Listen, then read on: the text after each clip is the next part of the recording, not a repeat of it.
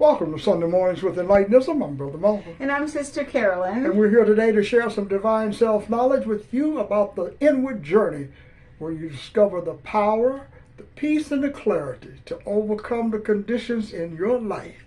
Sister Carolyn's going to get us started. She's an Enlightenism teacher, practitioner. Going to get us started with some great insights. Not only inspirational, folks, but thought-provoking. The one and only Sister Carol. Thank you. Thank you, Brother Malcolm. What I bring to this table is the Enlightenism. It is the way forward in our own life. You are responsible for the way that you think and for the way that you live. No one else is responsible for who you are. And so it is about taking full responsibility in our life that I began this broadcast. What I always say, and Brother Malcolm always says, is that you're whole, perfect, and complete, faceless, formless, colorless, and ageless. And in that consciousness, you have everything that you will ever need for the journey.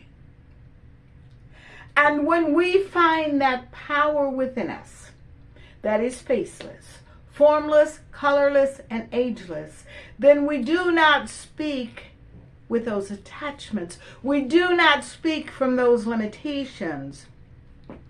We speak fully and responsibly about who we are. But we must first accept that we are not the way we have been defined. And the way that you have been defined by other well-meaning people in your life is not the truth about who you are. And when we carry these attachments of race, age, color, form, and so on, then we are working within the limitations of defining ourselves, defining who we are. When we can stand firm in not accepting those identities that have been put upon us, then we will stop responding from them. And the idea of Enlightenism is to stay on the road, so that divine self-knowledge opens up in your responses. But we must first be willing to unlearn those limitations that we have been given. We must be willing to sometimes say, maybe I don't understand why I did what I did. But within you is the power to help you understand your thinking, your being, and your doing. When you are free of limitations and you recognize what those limitations have been in your life, then and only then can you change the way you think and live. The idea is that we don't have to be ineffective with ourselves. We have to be effective with ourselves. That is a choice we're given every day that we wake up. Who am I aware of being in this day? Who is doing the responding when I don't accept something, or I don't like something, or I don't feel good about what is happening? What is happening to you in that moment? And how do you respond? And do you respond from the wholeness that you were born with? Or do you respond from the identity and definitions that you were given about yourself? They are totally different responses. What this broadcast is about recognizing your wholeness in every situation. Does it always happen? Absolutely not. But what happens is that when it doesn't happen, you are aware of what is happening within you. And that is what Enlightenism brings. It brings you to the road of divine self-knowledge. And we can only use this when we are willing and take responsibility for unlearning the limitations that we have brought to the table in our own lives. We sit at this table and we decide how we are going to respond. We decide that power that we have within us and how to use it. I invite you in this day to purchase the book Enlightenism. Read the 10 principles first so that you can begin to understand and recognize your awareness of being, and that you have the responsibility of having an effective life.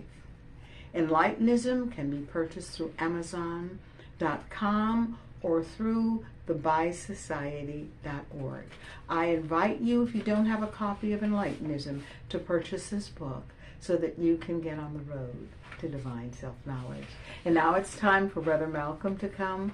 So I give you Brother Malcolm, author, philosopher, and creator of Enlightenism. Brother Malcolm. Thank you so much, Sister Carolyn. Great insights. Thank you. Thank you. I'm feeling good to be here with you folks. Be sure to pick up the book Enlightenism. It's a new way to think and live. I'd like to share some great information with you today. When I wrote The New African American Man, that was in 1996, folks. I wrote The New African American Man about a journey of getting off of the crowded road. The book opens with me being like you and others. We're on this road, we're following other people.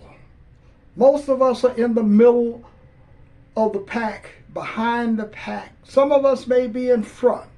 And we're all trying to get to this unknown place where we believe there's freedom, which is the society, the mainstream society, to get in.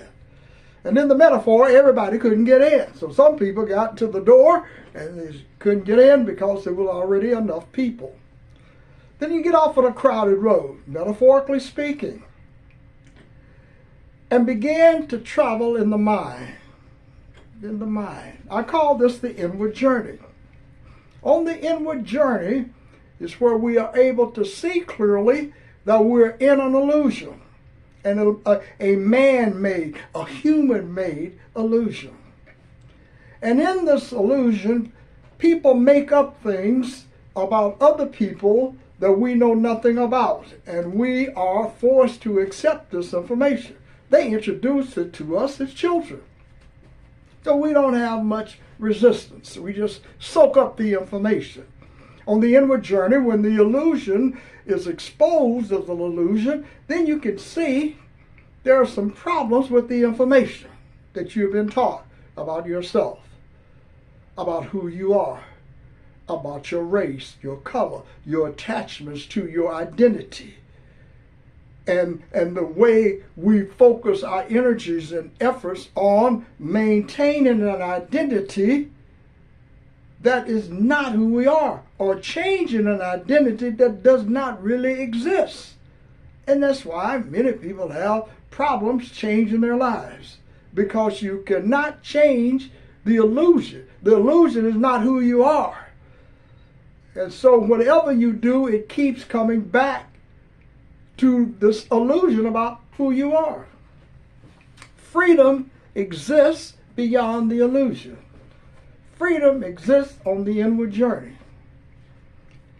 And I know that anyone who has discovered the freedom, it was not given to you. There is, I'm telling you now, there is no epiphany, nothing magical.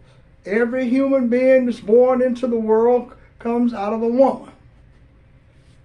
And that means a person is of suffering, because the same process that all humans go through, whether you're Jesus, Buddha, Muhammad, Krishna, or anyone, your parents teach you their beliefs. And their beliefs are consistent with society. So in a real sense, society is teaching you. Society taught Jesus. I know it's strange for many of you to even just hear the words of what I am saying, but think about it for a moment. Think about if all of the information that we have not received is correct, then when we start pulling it apart and it starts loosening itself up, coming apart, then you can see the human being. There's no favoritism in divine self-knowledge. God doesn't love. God being the God in you, the God throughout the universe, doesn't favor one group of people over another, one person over another, because it's only perceived by love, peace, and clarity. Love, peace, and clarity is the divine knowledge that is within you. On the inward journey, you will find the freedom that you have been searching for in the illusory world. I'm Brother Malcolm. And I'm Sister Carolyn. And thank all of you for coming by, checking us out. Check us out on YouTube. We're there and available. Absolutely. A lot of videos, folks, on divine self-knowledge. We're doing the work. Check with us next Sunday, and we'll have another exciting episode on divine self-knowledge and the inward journey. I'm Brother Malcolm. I'm Sister Carolyn. Thanks for listening.